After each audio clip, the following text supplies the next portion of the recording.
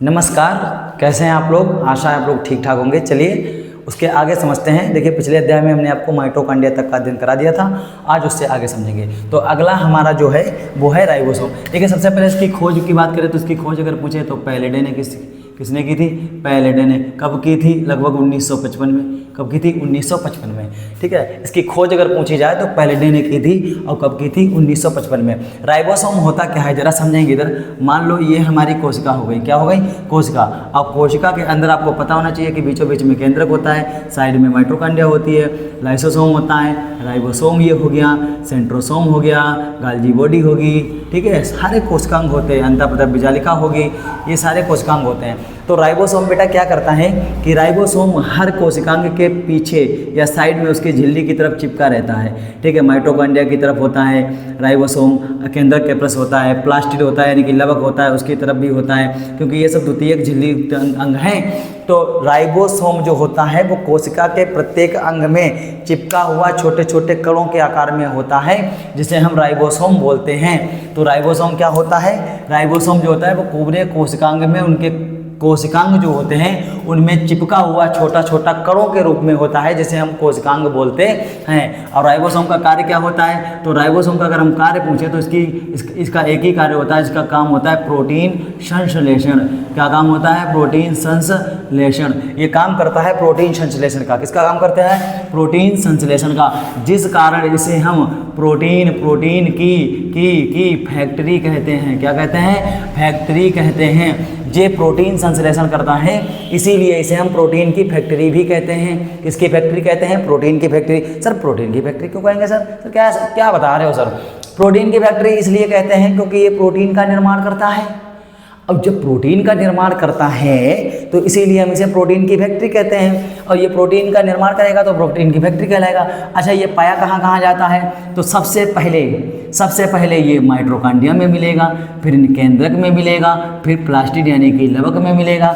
ये M for mitochondria, nucleus और plastid यानी कि सूत्रकणिका, केंद्रक, लवक, ये तीन कोशिकाओं में पाया जाता है। लेकिन आपकी जानकारी के लिए मैं बता दूं कि इन तीनों कोशिकाओं में राइबोसोम जो पाया जाता है वो 70S राइबोसोम पाया जाता है।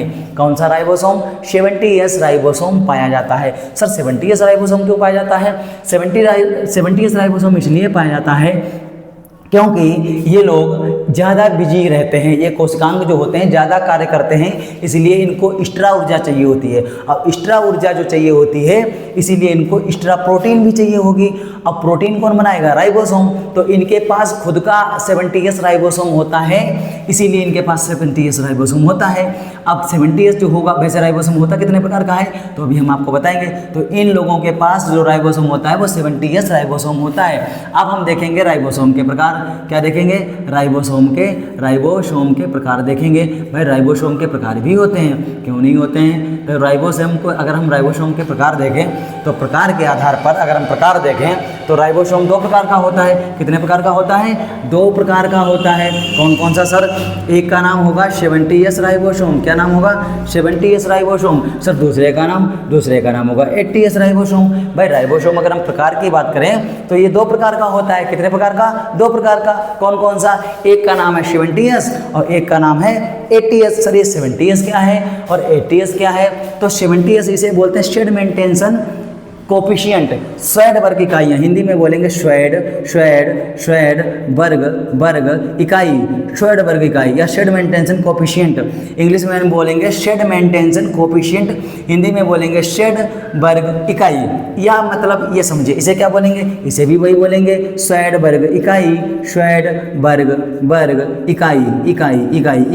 ठीक है सर, ये क्या मतलब है? ये हमें स्वेड वर्ग इकाई समझ में नहीं आई, या कोफिशिएंट, ये शेड मेंटेनेंस कोफिशिएंट या स्वेड वर्ग इकाई, सर ये समझ में नहीं आई, ये क्या है? आप डिटेल से समझाइए। तो समझिए प्यारे बच्चों कि मान लीजिए तुम्हारे पास थोड़े से गेहूं हैं या चने हैं या धान है या कुछ भी है, कोई भी आप ऐसा बीज लीजिए जो आप फसल उगाने के कार्य में करें। तो बीज को आप पानी में डालो। किस में डालो? पानी में।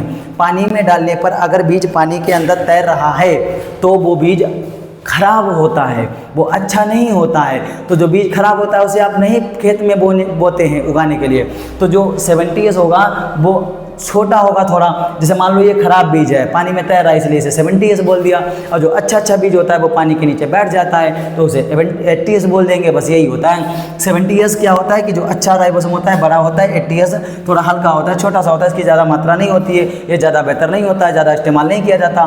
तो 70s और 80s का मतलब आप समझ ही गए होंगे। सोएडबर्ग इकाई मतलब होता है सेडिमेंटेशन कोएफिशिएंट या सोएडबर्ग इकाई कहते हैं। अब ये राइबोसोम करता क्या है, तो ये प्रोटीन की फैक्ट्री यानी कि प्रोटीन का निर्माण करता है। इसकी खोज किसने की थी? फैराडे ने की थी, सन 1955 में की थी। आई होप इतनी बात आपको समझ में आ गई होगी। अगला कोशिकांग हम आपको बताएंगे, उसके लिए ठीक है। तो चलिए उसके आगे समझते हैं, ठीक है। देखिए अगला हमारा कोशिकांग है, उसका नाम है लाइसोसोम या फिर लैन का। क्या नाम है? लाइसोसोम या फिर लैन का। अगर इसकी खोज पूछे किसने की थी, ठीक है, इसकी अगर खोज पूछे खोज पूछे तो इसकी खोज की थी डुबे ने। इसने की थी डी डुबे। क्या नाम है? डी डुबे, ठीक है, डी डुबे ने। इसकी खोज किसने की थी? डी डुबे ने, ठीक है। अब इसकी खोज जब डी डुबे ने की थी तो उसके आगे ये भी पूछा जाएगा इसका कार्य क्या है, ठीक है। सबसे पहले तो इसको लाइसोसोम बोलते हैं, हिंदी में और इंग्लिश में नाम इसके सेम रहेंगे, थोड़ा लिखने में अंतर हो जाता है। लाइसोसोम हिंदी में बोलते हैं लैन का है, ठीक है। इसकी खोज डी डुबे ने की थी। और इसका कार्य क्या होता है, इसे पहले इसके कार्य समझिए ध्यान से। इसे हम सबसे पहले तो आत्महत्या की थैली बोलते हैं। क्या बोलते हैं? आत्महत्या की थैली, हत्या की थैली क्या बोलेंगे? आत्महत्या की थैली। सर इसे आत्महत्या की थैली क्यों बोलते हैं? उसका रीजन होता है प्यारे बच्चों, देखिए कोशिका में जितने भी कोशिकांग हैं, ये मान लो हमारी कोशिका है जो भी हमने बनाई थी, ये कोशिका में जितने भी कोशिकांग हैं, ये लाइसोसोम हो गया, ये राइबोसोम हो गया, ये अंतःप्रदव्य जालिका हो गई, ठीक है, ये प्लास्टिड हो गया, ठीक है, ये केंद्रक हो गया, ठीक है, ये माइटोकॉन्ड्रिया हो गई, ठीक है, और ये सेंट्रोसोम हो गया, ठीक है, सेंट्रोसोम, ये गाल्जी बॉडी का दो इसे सेंट्रोसोम हो गया, ठीक है, और वैकुल्स यानी कि रसदानी हो गई। सारे कोशिकांग होते हैं।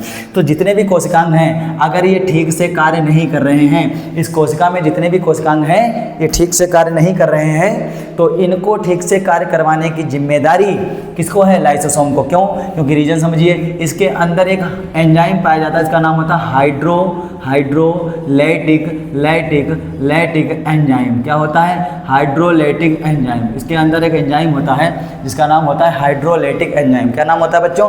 हाइड्रोलैटिक एंजाइम होता है। ये एंजाइम इतना खतरनाक होता है कि ये एंजाइम जिस कोशिकांग पर चला जाता है या गिर जाता है या ये डाल देता है, वो कोशिकांग जल के राख हो जाता है, ठीक है। तो इसके अंदर हाइड्रोलैटिक एंजाइम पाया जाता है जो एक प्रकार का अम्ल होता है, बहुत खतरनाक होता है, ठीक है। तो ये सारी कोशिकांगों को ठीक से कार्य करवाता है। अगर कोई भी कोशिकांग ठीक से कार्य नहीं करेगा तो ये उसे जला देगा। इसीलिए इसे आत्महत्या की थैली कहते हैं। क्यों? कि जब भी कोई कोशिकांग ठीक से कार्य नहीं करता है तो ये अपनी आत्महत्या की थैली यानी कि हाइड्रोलैटिक एंजाइम की थैली फाड़ लेगा और एंजाइम बाहर निकालेगा और सारे कोशिकांग मारे जाएंगे।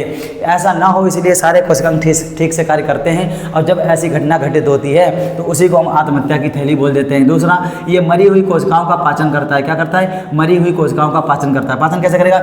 जब भी कोई कोशिका मर गई, मान लीजिए हमारा कहीं गेट में हाथ दब गया या पुलिस वाले ने डंडा मार दिया तो हमारी त्वचा वहाँ पर काली काली पड़ जाती है। बाद में पूछो तो क्या हुआ? आई दैया रे बहुत मार दो। ये क्यों कहते हैं हम लोग? क्योंकि मारा तो है लेकिन वहाँ की त्वचा काली पड़ गई। अब काली पड़ गई तो इसका मतलब है वहाँ की जो कोशिकाएं थी वो मर गई।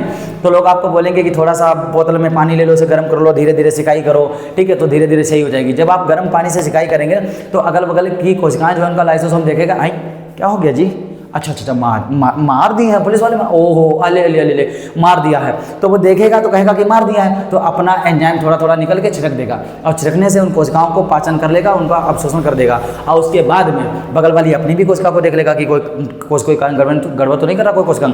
अगर ठीक से कार्य नहीं कर रहा है तो उसे समय ठीक से कर। तो ये भी सिखाना है, ये भी बताना है। इसीलिए इसे कोशिका का पाचन करता है, तो इसे कोशिका का पाचन भी कहते हैं। क्या कहते हैं? कि ये पाचन की थैली है। क्यों? क्योंकि ये मरी हुई कोशिकाओं का पाचन भी करता है। किसका पाचन करता है? मरी हुई कोशिकाओं का पाचन करता है, ठीक है। और क्या करता है? और ये कोशिकाओं की देखभाल करता है। क्या करता है? देखभाल करेगा। देखभाल क्यों करेगा? क्योंकि भाई मरी हुई कोशिकाओं का पाचन करेगा, जब कोई कोशिकांग ठीक से कार्य नहीं करेगा तो ये उसकी देखभाल करेगा, उसे सही से कार्य करने के लिए बोलेगा। कौन बोलेगा? लाइसोसोम बोलेगा। कौन बोलेगा? लाइसोसोम, ठीक है। तो लाइसोसोम के अंदर हमें इतना ही पढ़ना है, उसके बाद में अगला कोशिकांग देखते हैं। तो इतना आप समझिए, ठीक है, नोट करिए।